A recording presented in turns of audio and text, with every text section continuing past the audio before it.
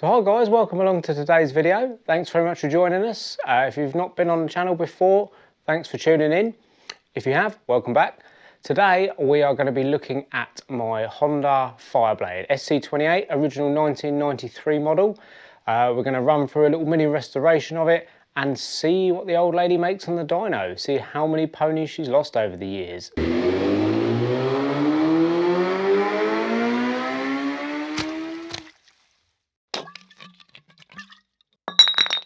So I've got to start this video really guys by making a bit of a confession to you. Can't lie to you.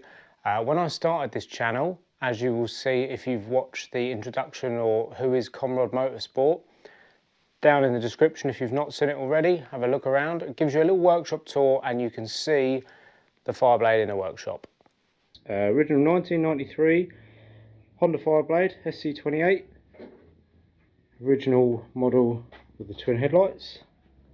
Now since that video was made, unfortunately a very hard decision has had to be made to actually pass the Fireblade on. I'm not absolutely filthy rich. I've come under the usual strains of everybody else in the UK of the interest rates rising, the mortgage rates rising, food, gas, electricity, blah blah blah, all the boring stuff. So it came to a decision, a financial decision of whether to keep the Honda Fireblade or the Aprilia RSV. Now unfortunately the Aprilia is a numbered Italian bike, so in my opinion it made more sense to keep hold of that one for the future, but I really didn't want to lose the Fireblade out of the collection. But things must, I've got family to feed, I've still got life going on outside of YouTube, so that's where we are at the minute.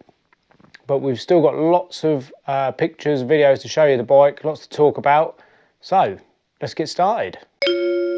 So here she is guys, a 1993 CBR 900RR SC28, 893 cc's, 121 horsepower at 10,500 RPM when brand new, and a dry weight of 185 kilograms, which was 34 kilos lighter than the equivalent 1000cc Yamaha FZR 1000 at the time. So Tadeo Barda, if anybody knows, based this bike on a lightweight philosophy, and to anyone my age it really was the start and the birth of the superbike era.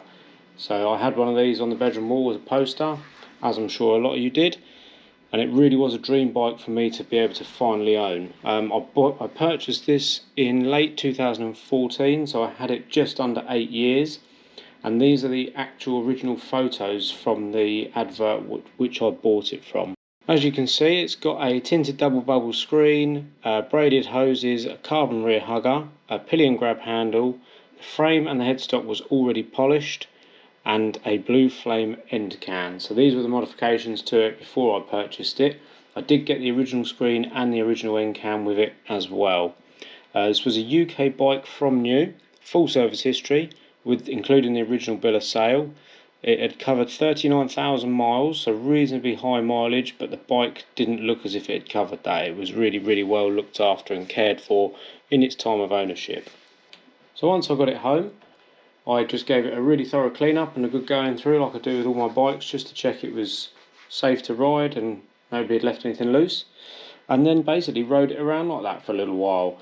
We then went down to Assen to watch the MotoGP in 2015 with the infamous last corner shenanigans between Marc Marquez and Valentino Rossi.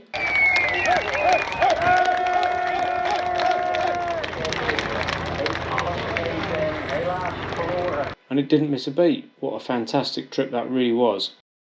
So then when trying to start it after one winter, the O-rings on the carburettors started leaking. As with any carburettor bike, they don't like to be sat, which led me down the garden path of starting to strip and rebuild the carburettors. They were rebuilt with all stock settings in there, just new O-rings, and stripped and cleaned and rebuilt. No dyno jet kit in there, even though it had the blue flame can on it. Because I had the original can, I just wanted to keep it stock, and it had always run perfectly up to that point anyway. So this obviously then led on to further work, because you think, well, we'll start stripping this out and cleaning that up, and as you're getting into it, there was always little bits and niggly bits that sort of bothered me with the bike.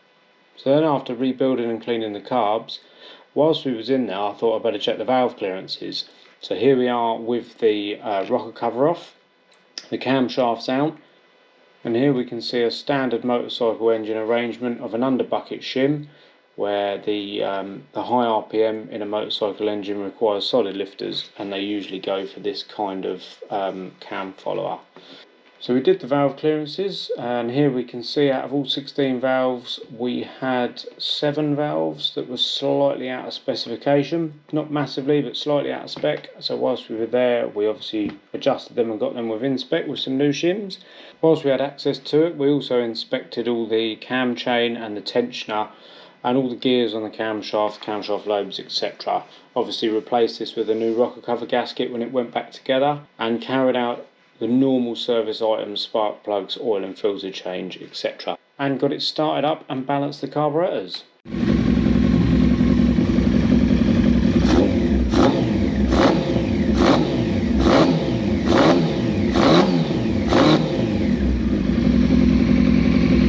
Now if you're interested in finding out more information about balancing carbs or any sort of maintenance work like this on motorbikes, be sure to check out my other videos. I'll pop some links in the description. You might find some of the stuff helpful in there. So after starting it up and balancing the carbs, I realised that the rev counter wasn't actually working. I think this is where it had been sat over the winter. So this required me to strip the clocks apart and just free off the rev counter, but it also gave me the opportunity to give everything a really good thorough clean up inside all the clock brackets. So now that I've got to this point, I'm thinking, well, I might as well carry on and really get involved and stuck in with the little bits that have always been bothering me. So we pulled the exhaust headers off and we cleaned the exhaust headers right up with some Harpic power bleach and gave them a good coat of black high temperature paint, tidy them right up. We then had all the wheel and etc, everything out of it to start going through the bike. Here we can see there's some indicator wiring being repaired. The connectors on the indicators have been swapped out for bullet connectors, so I was putting some IP rated connectors on there. There we can see now we've taken the swing arm completely out of the bike and we are just replacing the needle roller bearings in the swing arm and inspecting and replacing bearings as required in the rear shock linkage as well. Now the rear shock itself was in good condition because it was refreshed and revalved not that long before I bought it, so we didn't need to do any work on the shock itself. And once the back end was all back together and all back on its rear wheel, we then pulled the front forks out of it and all the front brakes etc out of the bike, and we completely rebuilt the front forks, new bushes, new seals, and actually whilst they were apart painted the bottom of the fork legs just to tidy everything back up again. Here we can see a shot with freshly painted fork legs. Here's the brake calipers stripped apart, new seals, new pads. The pistons were actually in good condition and the discs weren't in bad condition, so they all just needed a good clean up with new pads and seals and brake fluid. Clean everything, put it back together. So whilst it was all apart, every single nut, bolt, everything that came off got this kind of treatment where we just polished everything back to how it should be. So here you can see the pillion foot peg that's been cleaned up ready to go back on the bike versus the one that came off.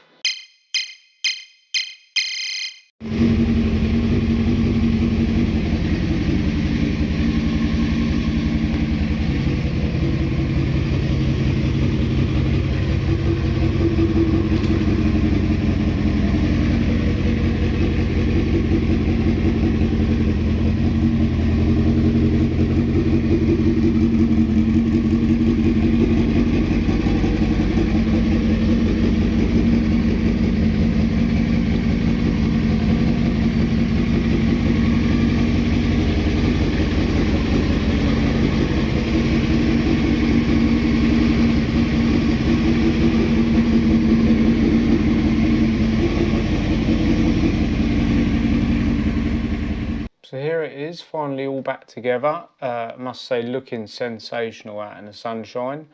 I was really pleased with how it came out. I tried to keep it all original as much as I could, all the original fasteners and fixings, and just polished all the heads of the bolts up and cleaned anything that I come across that I could take apart. Anything that was damaged obviously got replaced, otherwise it was all original.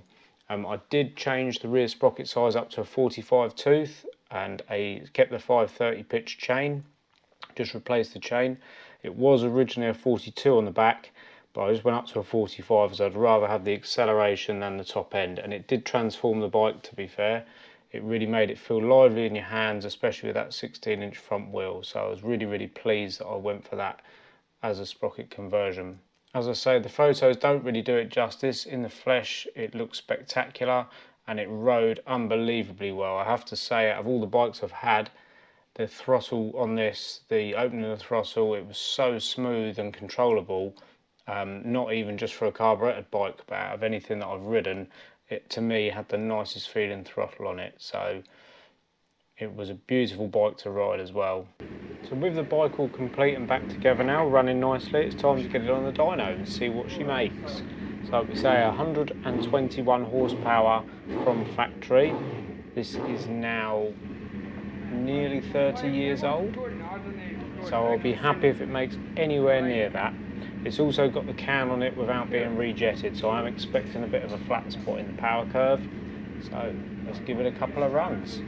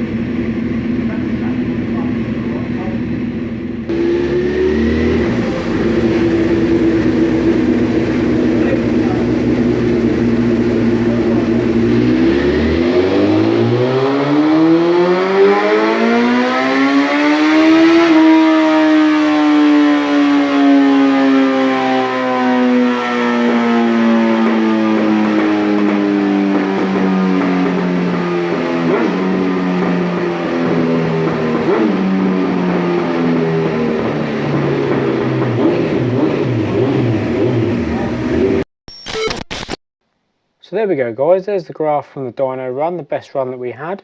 Unfortunately I didn't take a picture of this graph before I sold the bike, so I've had to zoom right in on the service history photo that I took, so hopefully you can see that okay.